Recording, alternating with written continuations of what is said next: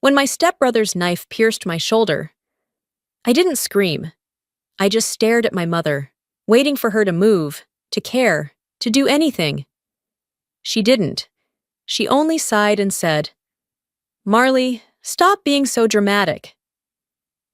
That's my name, Marley Quinn, and that night, while my blood hit the kitchen floor, I realized something I should have known long ago. In my family, cruelty wasn't a mistake. It was tradition. What none of them knew was that every second of their laughter was being recorded. The rain had been whispering against the windows all night, that soft Portland drizzle that never really stopped, only shifted between mist and memory. From upstairs, the air smelled faintly of cedar and old wine. I had just returned from a late shift, my mind heavy but calm, until a low, uneven laugh drifted from the living room below. At first, I thought it was the television, but when I stepped down the staircase, the light spilling from the kitchen revealed something else entirely. Ethan sat hunched over the counter, surrounded by empty beer bottles. His head hung low, but his voice was sharp, restless. My mother and stepfather watched from the couch, their faces composed, almost rehearsed. My mother's tone was soft, weary. She told me to leave it alone, not to embarrass him, said he was sensitive.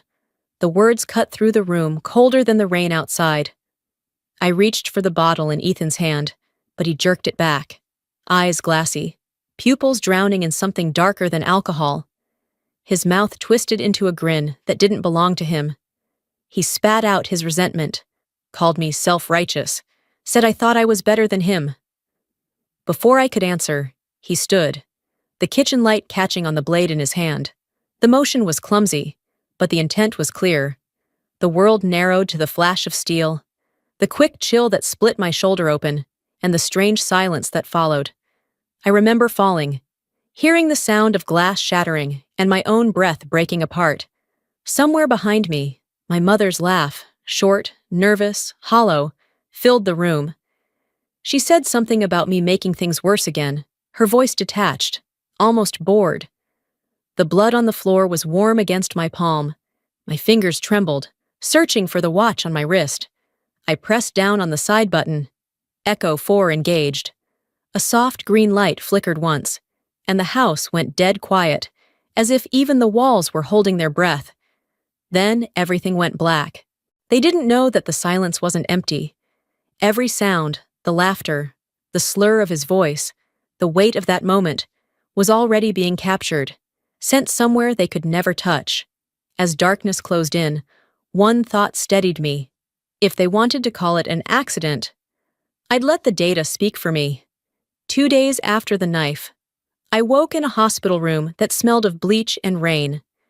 My mother sat beside me, hands wrapped around mine, telling me I'd just fallen, that Ethan found me in time, that I shouldn't turn an accident into something ugly. I didn't answer. The nurse brushed my wrist, unaware the dried blood on my watch held a secret. Echo 4 had already sent everything to the DOJ cloud.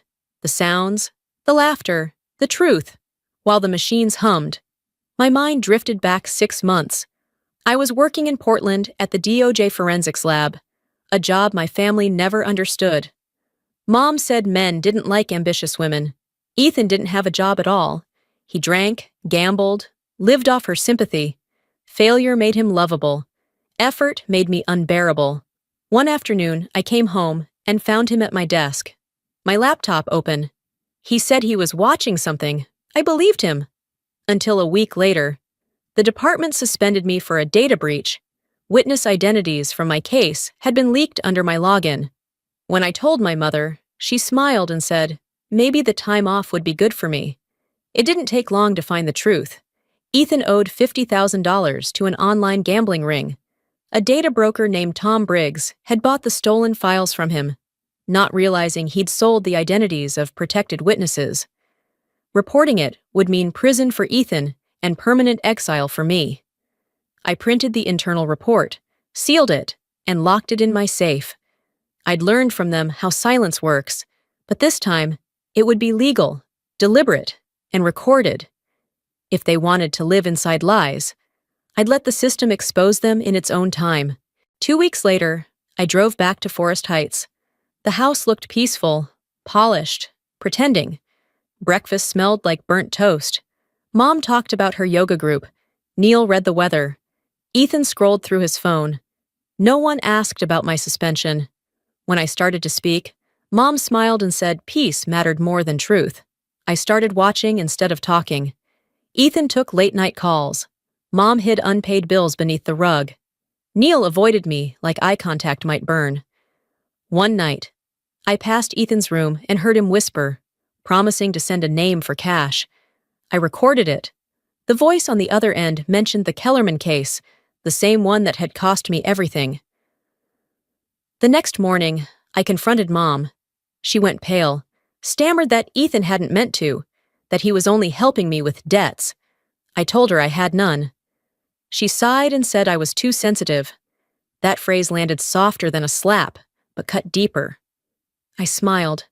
She hadn't changed, but I had. That evening, I encrypted the recording and sent it to DOJ Internal Security. If they doubted me before, they wouldn't now. The house stayed silent as I hit send. Truth, I reminded myself, always finds a way to listen. A week after discovering what Ethan had done, the house smelled of burnt coffee and pretense. Everyone moved as if under glass. Fragile, rehearsed. At breakfast, my mother hummed softly while Ethan sat at the table, head bowed in false repentance. He said he was sorry for upsetting me. His voice was smooth, too careful. I didn't respond. My fingers brushed the scar beneath my shirt, the silence between us as sharp as any blade. That night, I was sorting through old case notes when a flash of light hit my desk. Ethan was behind me, his eyes darting toward my screen. He said he only wanted to read the news. I pulled the laptop back, and a warning filled the monitor. Unauthorized access attempt, DOJ cloud. My chest went cold. He tried to close it, yelling, but I stood my ground. I told him the system had already logged everything. He threw the laptop, shouting that I thought I was better than everyone, that all I cared about were rules. My mother rushed in, scolding me for making things worse, not asking a single question. When the drive hit the floor, it split open. I picked it up, saw the indicator light still blinking, proof the system had already sent a backup to the DOJ server. I wiped the metal clean and slipped it into my evidence pouch. If no one else believed me, the data would. That evening, my mother said I was tearing the family apart, that Ethan was trying, that peace mattered more than justice. I asked if peace meant pretending nothing happened. She cried, insisting I made her sound heartless. I told her maybe love without trust wasn't love at all. That night, thunder rolled over Forest Heights, and I moved to the couch. The storm was closer than it sounded. The next night, the real storm came. Rain pounded the roof. Thunder cracked open the dark. A crash echoed from the kitchen, glass shattering. Ethan stood there again, drunk, his face red and wild. He muttered that I'd ruined everything, that he'd lose it all because of me. I said softly that he'd chosen his own ruin. He lunged, grabbing a kitchen knife. I backed away, but the blade sliced through my shoulder, heat and pain flaring like light. From the living room, my mother's calm voice drifted out, asking me not to overreact. That sound broke something far deeper than the wound. Blood ran down my arm. I hit the floor, pressing the button on my watch. A faint green pulse blinked. Echo 4 active. The system began recording. The scrape of the knife, my mother's laughter, the rain.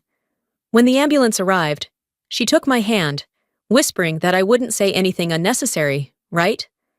I smiled through the blood and said she didn't need to worry. I wouldn't have to say a word. The stainless steel fridge caught the reflection. Ethan's hand. The blade. Her frozen stare. A small security camera above the sink captured it too. Echo 4 pulled the image, sealed it, and sent it away. Outside, sirens cut through the rain. Inside, the house was quiet again, pretending innocence. As they carried me out, I looked back once and thought, they could twist every word, but this time, The silence already belonged to the record. 2 weeks after the attack, I was still at Portland General, learning how to move without tearing the 17 stitches across my shoulder. Every time I reached for a glass of water, the sting reminded me that pain was proof I'd lived long enough to see justice unfold. My mother arrived that morning carrying flowers and a story she'd practiced. She said I'd slipped, that Ethan had called the ambulance, that he was sorry. Her voice was sugar and smoke. I only smiled.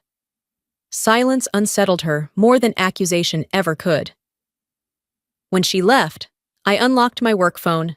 On the screen, Echo 4 incident, active. Uploaded to DOJ Cloud, authorized access, legal division. The file was no longer mine. It now belonged to the state. 3 days later, I saw her Facebook post. She thanked God for saving me from a kitchen accident and begged people not to judge Ethan too harshly. Beneath it, Ethan had posted a photo with his dog, captioned "Family First." I didn't feel anger. I took screenshots instead. Exhibit B for a case already building itself. That afternoon, while rain streaked the hospital window, a woman stepped into my room. Gray suit, black umbrella, and eyes sharp enough to cut glass.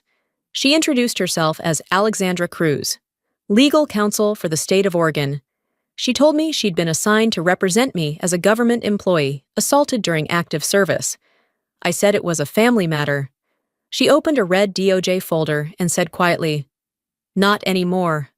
Echo 4 reclassified it as a state-level felony. She explained that when the signal activated, it synced every camera within 20 meters. One captured the blade's reflection in the kitchen steel. Another caught laughter in the background. She said she didn't need belief. She had data. I asked if she trusted me. She replied that data already had. As she left, her voice was calm, absolute. "We don't need them to believe you, Marley. We just need the record to..." I watched her walk away, rain catching the hem of her coat, outside. Portland blurred into gray, but somewhere beneath the ache, something fierce began to burn. The quiet war had officially begun. A month later, I walked into the Multnomah County Courthouse beside Alexandra. Across the aisle sat my mother, Neil, and Ethan, dressed like repentance itself, guided by a bargain basement lawyer who advertised family peace on morning TV. My mother's voice trembled as she whispered that I didn't have to make this worse. I met her eyes and said nothing. Their lawyer began with theatrical pity, painting Ethan as a caring brother and me as a control-obsessed woman on the verge of collapse. He quoted doctors, invented stress, tried to make me sound unstable. I stayed silent. That was their strategy, to turn my composure into madness. Then Alexandra stood. She laid the red DOJ folder on the judge's desk. "Exhibit Xiao 239E, she said evenly. Echo 4 documentation of the assault on a state employee. The defense jumped up, shouting that this was a family dispute. The judge leaned forward. "A family dispute with a federal seal?" Objection overruled. The room shifted. The judge opened the file and read aloud. At 02:04 hours, Echo 4 recorded physical assault accompanied by laughter from relatives present. You could hear the air leave my mother's lungs. Ethan's knuckles whitened. Their lawyer sat down without a word. The judge looked up, his tone iron. "You called her paranoid? Then I suppose the entire Department of Justice must be hallucinating too." A faint, uneasy laugh rippled through the room. I turned toward Ethan. "You stabbed me once with a knife," I said quietly. "But Mom, you stabbed me with your words my whole life." No one spoke. Even the walls seemed to hold still. When the judge finally closed the folder, his verdict was simple. The case will proceed as criminal assault, charges to be filed immediately. Outside, the rain was still falling. Alexandra whispered that we'd won half the battle. I told her the other half was already happening. They'd built their world on noise. Now, for once, they'd have to sit inside their own silence. The courtroom felt electric, every whisper charged with judgment. Cameras flashed outside, headlines already circling about the analyst whose family secrets had gone federal. I sat at the plaintiff's table, still and composed. Across from me sat Ethan, hands trembling, jaw tight, and beside him, my mother in a pale blue dress, her face a mask of brittle pride.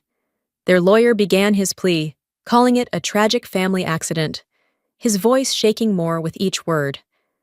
The judge, a man with silver hair and steady eyes, leaned forward and said calmly that accidents don't come with evidence. Alexandra rose, her gray suit catching the light as she connected her laptop to the courtroom screen. The video began. The kitchen, the dim light, the sound of a blade striking, and then my mother's voice, flat, unfeeling, telling me not to make a scene. Gasps rippled through the room. The reflection on the refrigerator showed Ethan's arm, the knife, the truth. My mother shouted for it to stop, but the judge's voice cut through hers, sharp and final, warning her to remain silent. Then Alexandra revealed the final blow. The DOJ data logs showing Ethan had hacked into the Kellerman case files, downloading the names of protected witnesses. The judge's tone hardened. 10 years, he said, maybe more. Ethan broke, sobbing that he only needed money. I stood, my voice steady, asking if selling people's lives had been worth it. The room went silent, absolute, heavy, undeniable. The gavel came down like thunder. Ethan Quinn was found guilty of assault with a deadly weapon and unlawful access to federal data. The judge added a lifetime restraining order against him and looked at me with something close to regret. The state, he said, owed me an apology for ever making me fight alone. When the bailiffs cuffed Ethan, my mother lunged forward, begging me to stop them. I turned away. Alexandra's hand rose between us. "That's close enough," she said. The sound of metal closing echoed through the chamber, a clean, sharp note of justice. As I stepped into the corridor, Alexandra asked how it felt. I told her the truth. For the first time in my life, silence didn't terrify me. It finally meant peace. 2 months after the verdict, my name was still circling the news. Reporters called me the brave forensic analyst who brought her own family to justice. Colleagues sent flowers and cards filled with words like heroic and inspiring. I smiled politely, but inside I felt hollow. Justice didn't taste sweet. It tasted clean, like rain after smoke, leaving nothing but the echo of what used to burn. I moved into a small apartment with white walls and sunlight that didn't feel borrowed. The silence there was different. Honest. On my desk sat a single photo, me and my mother when I was 8, her arms around me. The world still simple. One morning, an envelope appeared in my mailbox. No return address. Only 2 words written in her familiar cursive. From Mom. Inside was a letter, shaky handwriting bleeding through cheap paper. She wrote that I'd never understand, that she only wanted to protect the family, that Ethan was fragile, and someone had to defend him. There was no apology, only justification dressed as love. Folded behind it was a photograph I thought I'd lost. My mother hugging me, smiling with pride.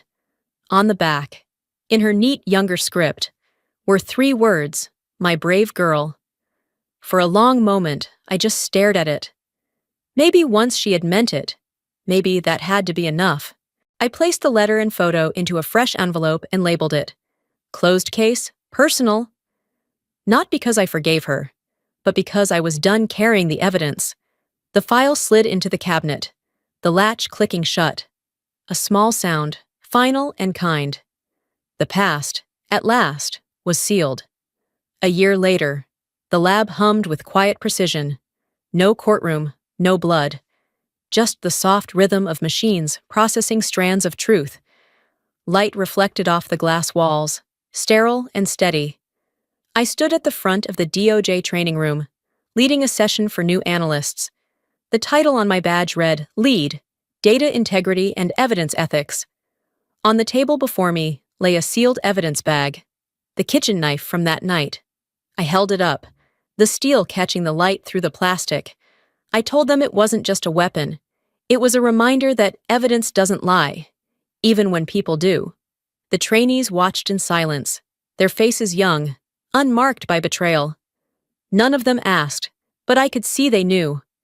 I wasn't just teaching policy, I was teaching survival. My hand drifted to my left shoulder, tracing the faint scar that time had refused to erase. I spoke again, my voice steady. Evidence never lies. But people do. Until the record speaks louder. The room stayed still, reverent. It was the kind of silence I had always wanted. The silence that meant respect, not dismissal. When the lecture ended, I walked down the corridor, outside. The Oregon forest was wrapped in fog, the air cool and forgiving. I opened the window, breathing it in. The world smelled clean again. They laughed when I bled. I thought, but now, their silence belongs to the record.